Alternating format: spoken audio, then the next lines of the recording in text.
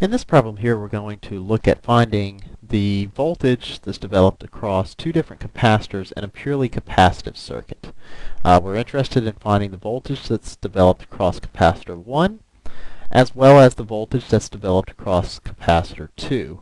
Of course, capacitor 2 and capacitor 3 are in parallel with each other, so they will share the same voltage. Okay, so to begin this problem, we're going to look at it much like we would a resistive problem. The first thing that I'm going to do is I'm going to combine these elements, all of the capacitive elements, into a equivalent circuit. Since capacitor 2 and capacitor 3 are in parallel with each other, we can combine them into an equivalent resistance of C23 by simply adding their capacitances. Which in this case, since we have a 4.7 microfarad and a 1 microfarad, that will give us a total of 5.7 mics. The combination of these two capacitive elements, once they're combined together, will give us an equivalent capacitance of C23 in series with capacitor 1, this 10 microfarad capacitor. To find the equivalent capacitance of all three of those together, I need to use my reciprocal addition. So the equivalent, or 1 over the equivalent capacitance of all three of those together is going to be the inverse addition of C1 plus 1 over the equivalent capacitance of 2 and 3 together. That's going to be the same thing as 1 over 10 microfarads plus 1 over 5.7 microfarads. So to solve for the total capacitance, or the equivalent capacitance, I need to add these and take the reciprocal of it. And when I do that, I wind up with 3.63 microfarads of equivalent capacitance for all three of those capacitive elements together. Therefore, I can represent this circuit with all three of the capacitors as being a 20-volt supply, as was given up here, in series with a single capacitive element that has a capacitance of 3.63 microfarads. Okay, so my next step, now that I have this equivalent capacitance, is going to be to determine how much charge has been accumulated on one side of the capacitor. Our charge and voltage relationship is related to the capacitance of the element, and that is given as C, or capacitance, is equal to the charge, Q, divided by the potential, or the voltage that's applied across the capacitive element. In this case, since we're solving for the charge that's accumulated on one plate relative to the other plate, we'll rearrange the equation and find the charge is equal to the capacitance times the potential developed across the capacitor.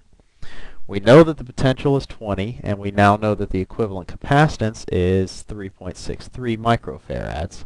So the total charge that's going to be developed is going to be our capacitance, 3.63, and since this is microfarads, it's going to be 10 to the minus 6 farads, multiplied by the 20 volts of applied voltage. All told, that's going to give us a total charge accumulation of 7.26 times 10 to the negative 5th coulombs. Okay, so that means that this 20-volt supply here with this capacitor across this total equivalent capacitance is going to draw charges, draw positive charges from the low side of this parallel plate of the capacitor and provide sufficient potential energy to bring them up to the high side, or up to this side of the parallel plate of the capacitor model, which means that we'll have an electric field established between the two plates of the capacitor, and this top plate here, the positive plate, or the high potential plate, has an excess charge of 7.26 times 10 to the negative 5th coulombs on it. So now, just like we did with resistive circuits, what I'm going to do is work backwards. I'm going to now take a look at expanding my equivalent circuit back into my original C1, which was 10 microfarads, and my equivalent capacitance for C2 and C3. So this is C2-3 equivalent, which we found to be 5.7 microfarads. Okay, so I want to know the potential that's developed across the 10 microfarad, and I want to know the potential that's developed across C2 and C3, which is, since they're in parallel, will be the same. So I want to know essentially the potential that's developed across this capacitor right here, and the potential that's developed across this capacitor here. So now the only trick to this is recognizing that the same amount of charge for series elements is, the charge that's accumulated with series elements is going to be the same for all of the capacitive elements that are in series with each other. That being said, we can look at that in this manner. Here, both the 10 and the 5 microfarad were combined to give our equivalent capacitance of 3.63. So the low side here, the voltage supply, is removing positive charges from the low side of this plate and bringing them up to the high side of this plate. All right, so I have negative charges, or an absence of positive charges at the low side of this plate, and we're moving them up to the high side of this equivalent capacitance. All right, so these two correlate to each other. All right.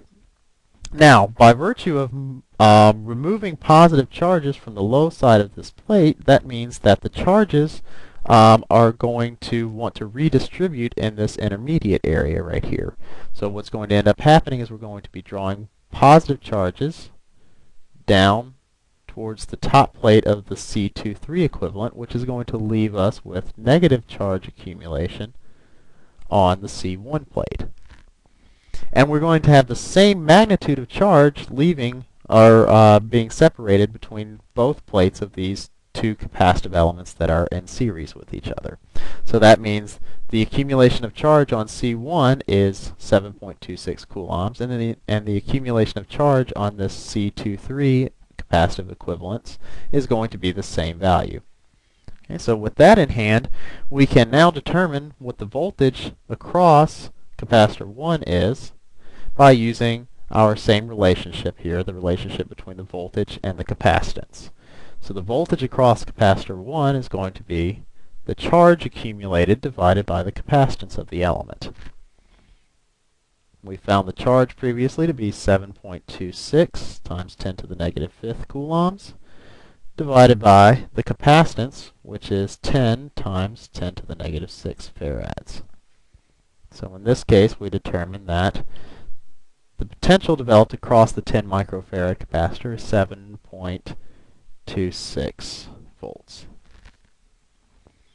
Across capacitor 2-3 equivalent, which would be the same as the voltage that's going to be developed across capacitor 2 and capacitor 3 both, we can find in the same manner. So the C2 voltage is going to be the charge that's accumulated across that plate, across the two parallel plates, divided by the capacitance. Again, that's going to be 7.26 times 10 to the negative 5th coulombs, divided by the capacitance, which is 5.7 times 10 to the minus 6 farads, gives us 12.74 volts of potential developed across capacitor 2-3 equivalent, which is the same as the voltage developed across capacitor 2. Okay. A couple of things to note here, since this is a 20 volt supply, 20 volts must be dropped, 20 volts potential must be dropped across capacitor 1 and the capacitor 2 and 3 equivalents. And we see if we add these two up, they will both add up to 20. They will add up to 20 volts, meaning that the 20 volt potential is being dissipated or lost across these two capacitive elements. So Kirchhoff's voltage law applies even with capacitors. The other thing to note here is this charge and current, charge, voltage, and capacitance relationship that we have established here.